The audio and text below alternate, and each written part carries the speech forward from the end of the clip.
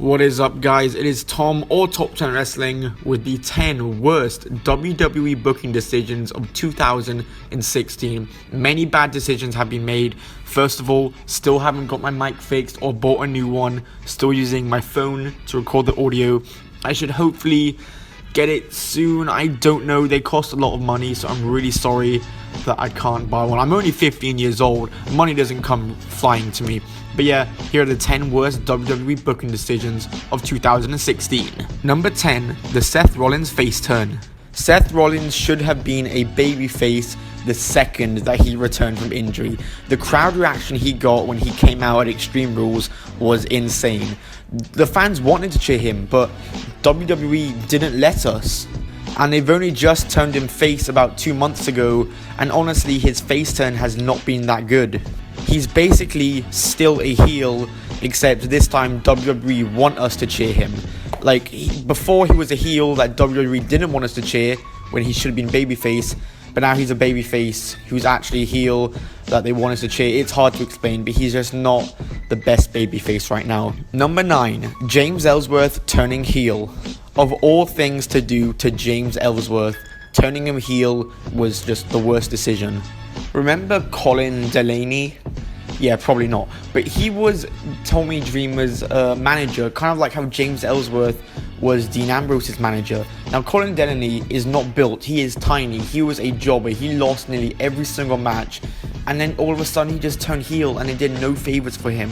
Now, James Ellsworth has won matches, but turning him heel ain't gonna do no favors. Number 8, flip-flopping the Women's Championship. Now, it's clear the reason why WWE kept on having Sasha win the championship and then kept on having Charlotte win the championship, because obviously they want Charlotte versus Bayley at WrestleMania and they don't have any other opponents for Charlotte, and they want to keep the feud going so that they can stall until WrestleMania for Charlotte and Bayley, because if they did Nia Jax, then Nia Jax is going to have to lose, and they want to make Nia look strong. Alicia Fox ain't the best opponent. Summer Rae's injured, Paige is injured, so that's why they had to do it. But it really just hurts the prestige of this belt. I mean, this belt was introduced in March, and it's changed hands, 6 times now, 7 times now? It's ridiculous. Number 7, Neville. Neville finally returned to action after an injury by being drafted to the Raw brand. And he's the man that Gravity forgot, but it's also like he's the man that the creative team forgot. Neville should be an upper mid-carder, but instead he was put as a lower mid-carder.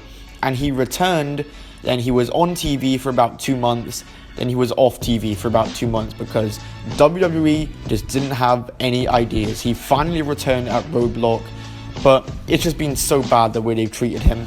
Number 6, James Ellsworth beating AJ Styles 3 times.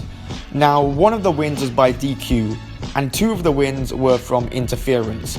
But either way, having your world champion, the number 1 top guy in the company, the face that runs the place, the champ that runs the camp, losing to James Ellsworth 3 times. It's not a good look. It's not a good look. And it just makes your champion look super weak. Number 5, The Club. Carl Anderson and Luke Gallows should have came into the WWE and dominated. Instead, they were losing every week to the New Day. Now, I know it's going to be difficult to book them as a strong unit when there are other teams such as Enzo and Cass, Cesaro and Sheamus, the New Day, all on the same brand as them. But oh my, having them lose every week just isn't the right thing. Number 4, Cody Rhodes. Cody Rhodes didn't want to be Stardust. He wanted to be Cody Rhodes. But WWE, they did not let him be Cody Rhodes. And because of this, they lost an amazing talent. Cody Rhodes requested for his release and was gone. Very, very unfortunate. He should have had so much more success in the WWE, but they just didn't let him be himself. Number 3, the Cruiserweight Division. The Cruiserweight Division, the Cruiserweight Classic, was just amazing. It was one of the greatest things of WWE in 2016. I can't get over how good it was. And then all of a sudden they come to Raw and it's literally just a rehash of the Divas Revolution, throwing in a bunch of people and telling fans to be engaged. What is there to be engaged in? There's no backstories behind these people. As well as that, all the flips, all the crazy moves that make the Cruiserweights awesome, WWE officials have told the Cruiserweights to tone down on that. So how can we get invested in a match when there's just nothing unique about it? It's the same as any other match on the card. It's bad. Number 2, Roman Reigns. The winner of last year, well, maybe it's not a good thing to be the winner, he ranked number 1 on the worst booking decisions of 2015. Now he's number 2. So that kind of makes you think what number 1 is going to be.